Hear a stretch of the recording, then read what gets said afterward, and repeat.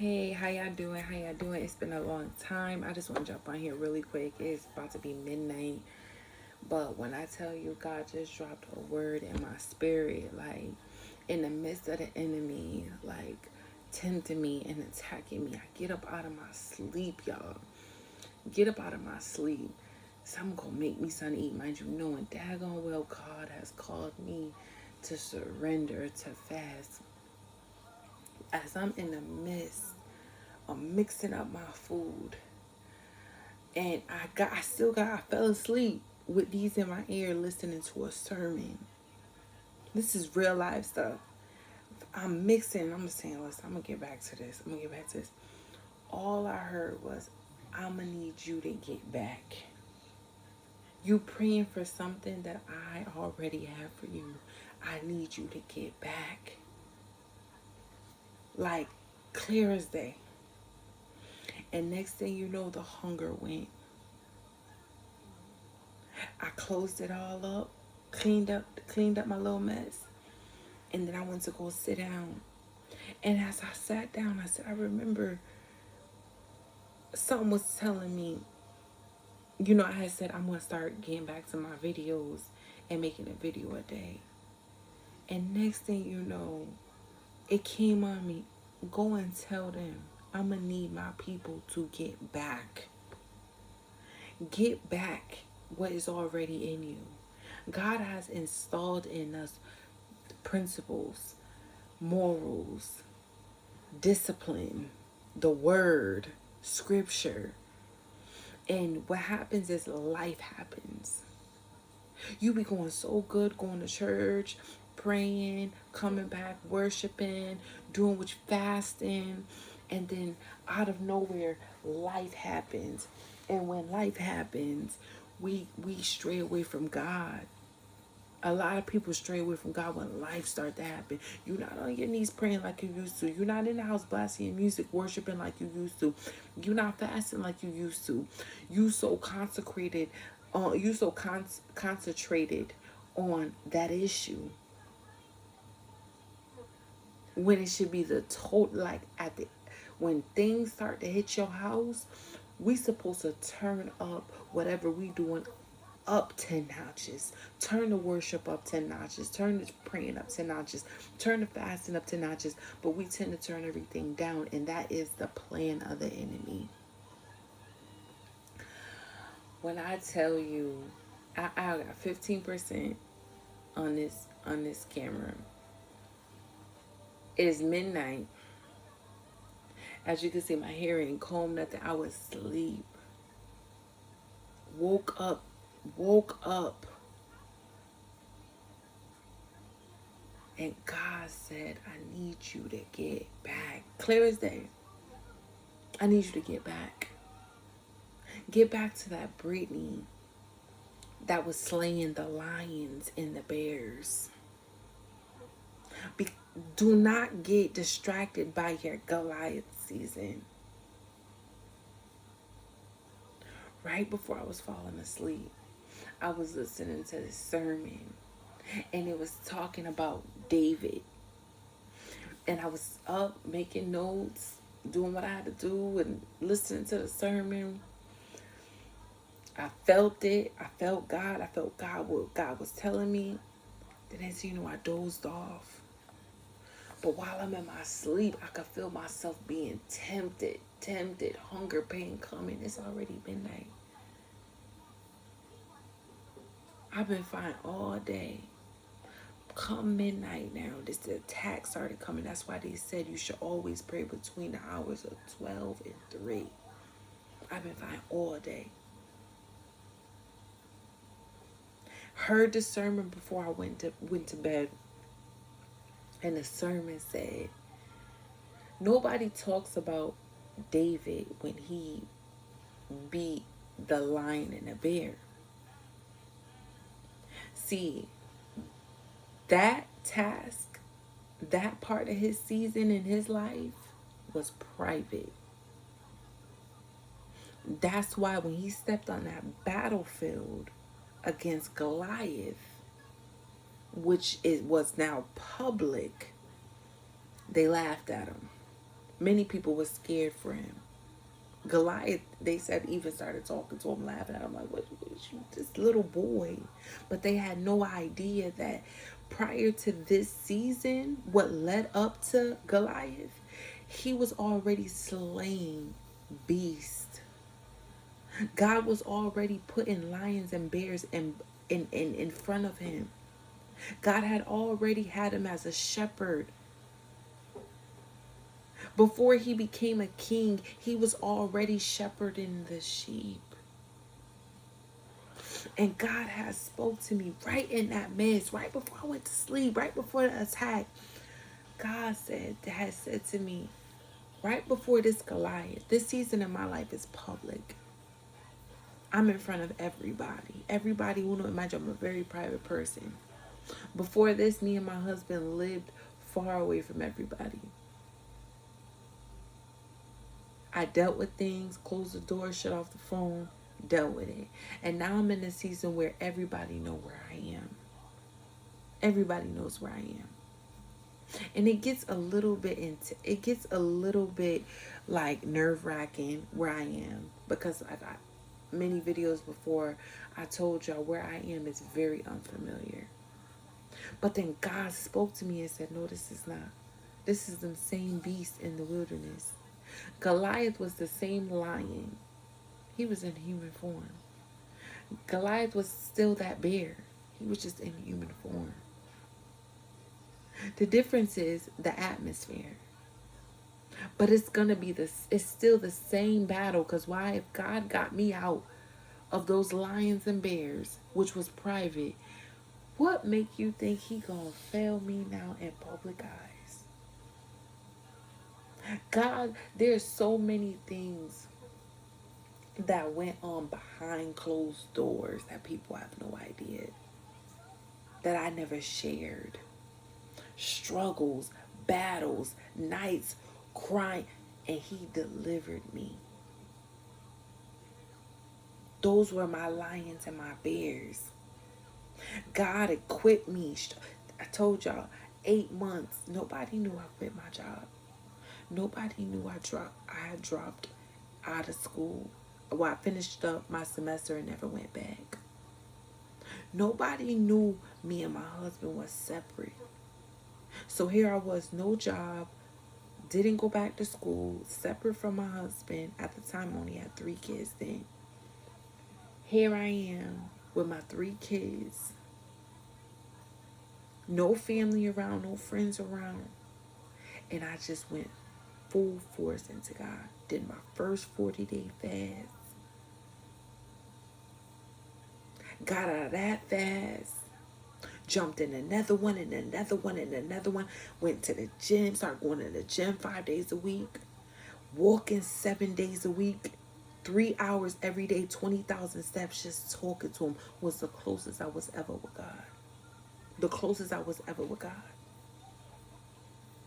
Nobody knew. I wasn't picking up the phone. I didn't talk to nobody. I was literally zoned in. I didn't talk to nobody. I didn't call nobody. I didn't tell nobody, yo, me and my husband separate. I ain't work. No. Meanwhile, every bill was paid every month. I would wake up and I would see amounts of money, $1,500, $1,400, $1,200, just dropped in my account. I remember one time I had so much food, I had to put the food on the dining room table because my refrigerator was too full. I had so much fruits, and I love my fruits cold, but I couldn't even fit my fruits in my refrigerator because my refrigerator was overflow. I was in the season of overflow. Meanwhile, I had no job. My husband was not home. I was just there, me, God, and my 3 kids. And God said, I'm going to need you to remember that. Because now here I am in Jamaica, where I up and left America. No job again. Now I got 4 kids.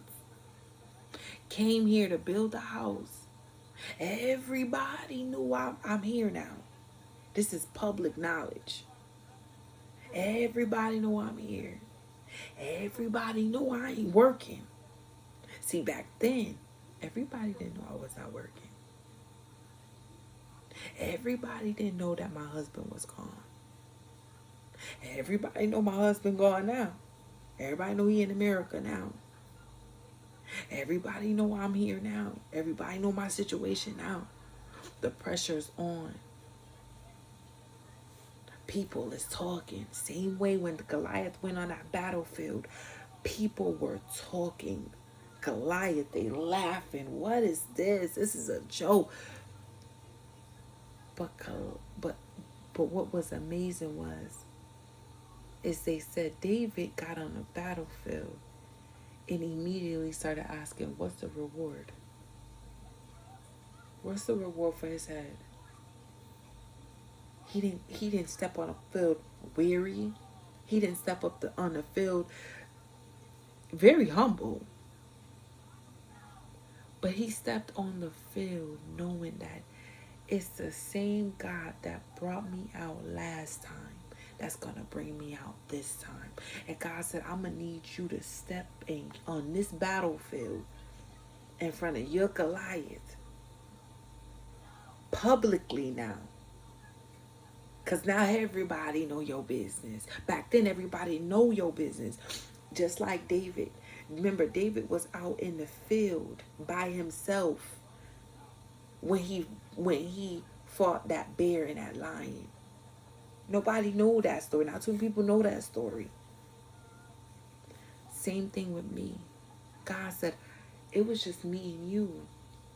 When you overcame that, you overcame that, you overcame that, you overcame that. I got you through this, I got you through this, I got you through this. You beat this, you beat this, all because of me. I'm that same God that's going to bring you out this time. So as I was sitting here and I was meditating on that, and I'm writing my notes and writing down everything that God did privately, I made a reference point. This is what he did privately. I remember when I was going through this through school. And he did a supernatural miracle for me that was unheard of. Brought me out when I didn't think I was graduating. All odds were stacked up against me. And he brought me out. I remember this. I remember that. I remember I was on an operating table 4 times. And every time the doctors in them had nothing but bad things to say. Every nurse had nothing but bad things to say. And every last one of my children and myself walked out of that hospital happy, alive, and healthy. I'm that same God, Brittany. I am that same God.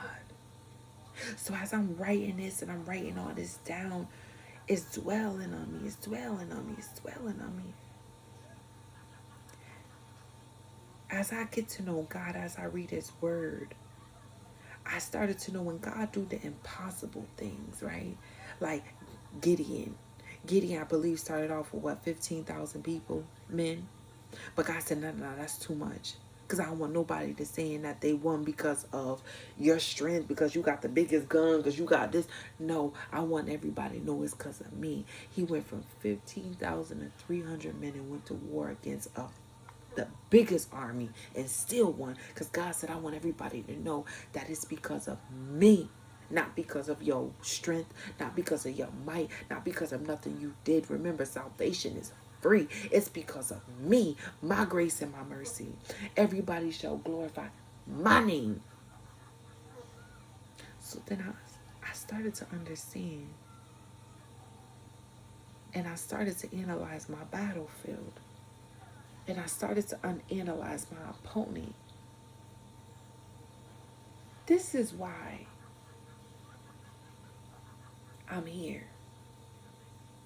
I'm not here because God don't love me. I'm not going through what I'm going through because he hate me. I'm not going through what I'm going through because I did something wrong. I'm going through what I'm going through because God needs those same people watching me. the same people talking about me, the same people doubting me, to know who he is. But while he's doing that, he needs me to come out on this battlefield with the same things he taught me when I beat that lion, when I beat that bear privately, to come out here with that same attitude and know no weapon formed against me shall prosper, and every tongue that rises up against me shall be condemned. I need to just be worried about the reward. I don't need to be worried about what this is and this and that and that and that, because all of that is nothing but distractions of the enemy to doubt, to make me weary, to weaken my faith. I need to walk out of this with the only thing on my mind is what's on the other end of this obedience. What is on the other end of this calling? What is on the other end of this journey? What is on the other end of this battle? Like David, when he walked on that battle, he said, what is the reward? He didn't ask for nobody's armor. Mind you, everybody's strapped and loaded. I'm good. He told them, I'm good. He was already equipped. God told me, Brittany, you already equipped. You know how to fast. You done did a 40-day fast. You know how to pray. You know how to worship. You know this. You know this. You already equipped. You don't need to go to nobody. I called myself signing up for a counselor. Walked away and felt pointless. Walked away from the counseling and felt pointless. Felt like she didn't understand me. I didn't understand her. And God is saying, you don't need to go see nobody because you already equipped. What I gave you, what I put in you is enough to get you through this, because it's me who's fighting it. All you got to do is steadfast. Stay still. Rejoice, because you've already won. I don't know who this message is for, but I know, I kid you not, it is literally midnight. It is midnight. 12:13.